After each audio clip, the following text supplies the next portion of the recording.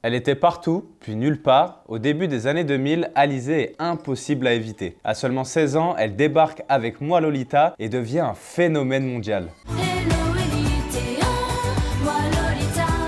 En même temps, le combo d'une image innocente, d'un tube planétaire et surtout du soutien de deux monstres sacrés de la musique française, Mylène Farmer et Laurent Boutonnat, ça pouvait que fonctionner. En quelques mois, elle remplit des salles, vend des millions d'albums et s'impose comme la nouvelle pop star française. Mais très vite, quelque chose se fissure, les albums suivants marchent moins bien, la pression est énorme. En gros, Alizée grandit, son image aussi, et le public décroche un peu. Au milieu des années 2010, elle disparaît presque totalement du paysage musical, plus de tubes, plus de promos, plus de clips en boucle à la télé. Beaucoup pensent qu'elle a arrêté et certains parlent même d'un échec. Mais alors, elle devient quoi aujourd'hui, Alizée? En 2013, elle a surpris tout le monde en gagnant Danse avec les stars. On ne l'attendait plus et elle s'est réinventée. Elle y a même rencontré son futur mari, Grégoire Lyonnais. Et quelques années plus tard, ils ont créé ensemble leur école de danse à Ajaccio. Un projet qui marche plutôt bien puisqu'en 2024, deux de leurs élèves ont été sacrés champions de France junior en danse latine. D'ailleurs, anecdote plus ou moins drôle, un fan d'Alizée s'en est pris à son mari car il n'acceptait pas sa relation avec elle.